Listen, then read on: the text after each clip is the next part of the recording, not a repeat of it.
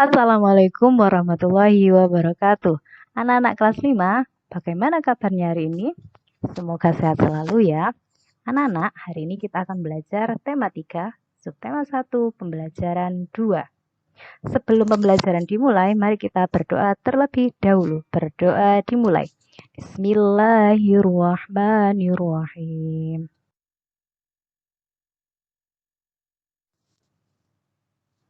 Baiklah anak hebat, perhatikan gambar iklan tersebut.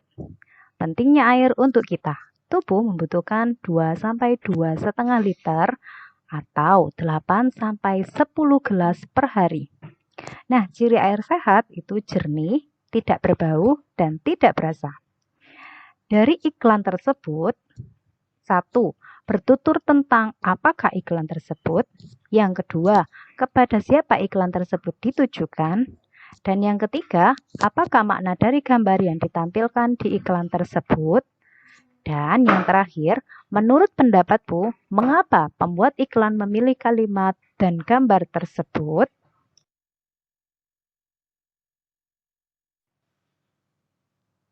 Oke, anak hebat.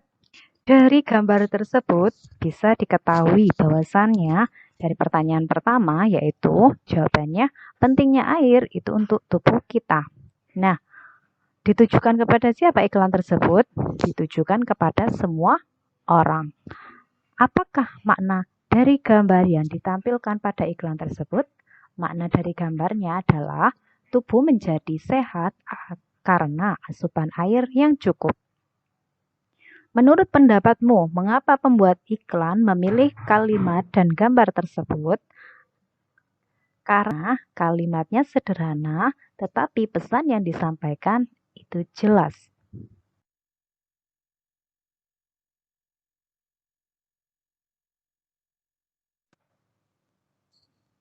Sistem pencernaan manusia. Sistem pencernaan manusia dimulai dari kita memakan sesuatu, kemudian masuk ke mulut, masuk ke kerongkongan, kemudian menuju ke lambung, lalu disalurkan ke usus halus, kemudian ke usus besar.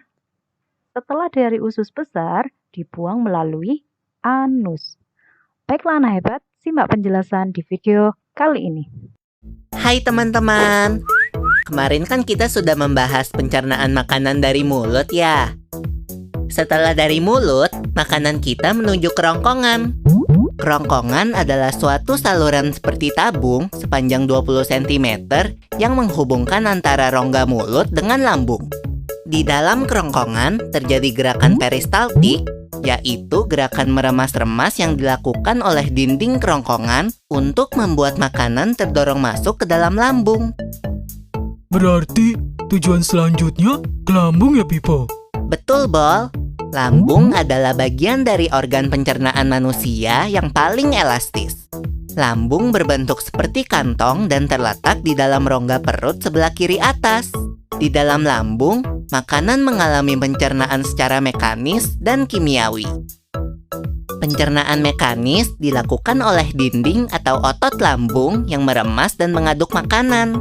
Pencernaan kimiawi dilakukan oleh getah lambung yang dihasilkan oleh kelenjar getah lambung.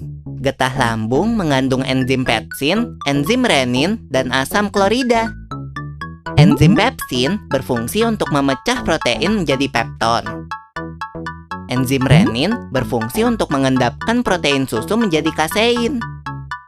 Asam klorida atau HCl berfungsi untuk mengasamkan makanan dan membunuh kuman yang masuk bersama makanan.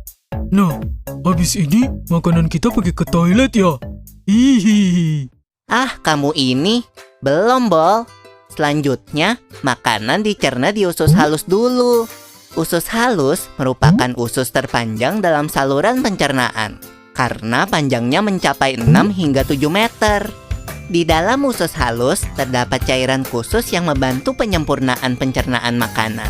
Oh iya, usus halus terdiri dari 3 bagian, yaitu usus 12 jari, usus kosong, dan usus penyerapan. Apa aja ya fungsinya? Usus 12 jari atau disebut juga duodenum memiliki panjang kira-kira 25 cm.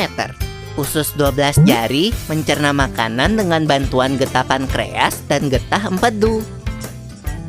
Getah pankreas dihasilkan oleh kelenjar pankreas. Getah pankreas mengandung enzim-enzim berikut. Enzim amilase berfungsi mengubah zat tepung atau amilum menjadi zat gula atau glukosa.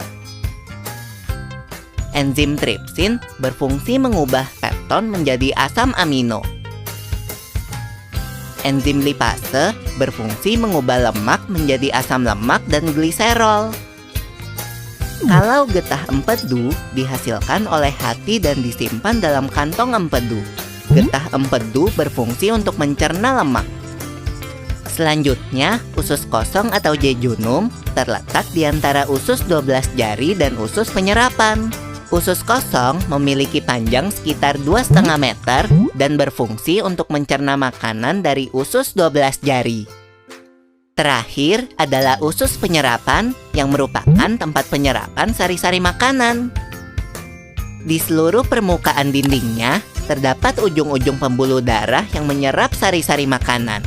Kemudian, sari makanan diedarkan melalui aliran darah ke seluruh bagian tubuh. Jadi makanan yang kita makan kembali lagi ke dalam tubuh kita ya? Iya, Bol. Habis itu, sisa makanan yang dicerna masih berlanjut ke usus besar. Nah, usus besar berfungsi menyerap cairan, vitamin, dan mineral dari sisa-sisa makanan yang telah diserap oleh usus halus. Pada usus besar, terdapat bakteri yang berguna untuk tubuh bernama E. coli yang berfungsi untuk membantu proses pembusukan sisa makanan. Proses pembusukan sisa makanan akan menghasilkan kotoran atau feses yang kemudian dikeluarkan melalui anus. Oh gitu. Nah, gimana dengan mules? Itu disebabkan oleh apa ya, Pipo? Organ terakhir yang bernama rektum adalah ujung muara dari usus besar yang berfungsi sebagai tempat penyimpanan feses sementara. Ketika rektum terisi penuh dengan feses, maka saraf akan mengirimkan respon kotak yang menimbulkan rasa ingin buang air besar. Anus adalah lubang di bagian bawah pantat yang berfungsi sebagai tempat keluarnya feses dari tubuh. Jadi begitu ya, seluruh proses pencernaan dalam tubuh kita.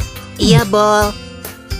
Seenak-enaknya makanan yang aku makan, ujung-ujungnya untuk dibuang lagi. Tapi ingat, kan ada juga sari makanan yang menyebar menjadi energi untuk tubuh kita. Betul juga ya. Anak hebat, mari kita menyanyikan lagu Mars Hidup Sehat.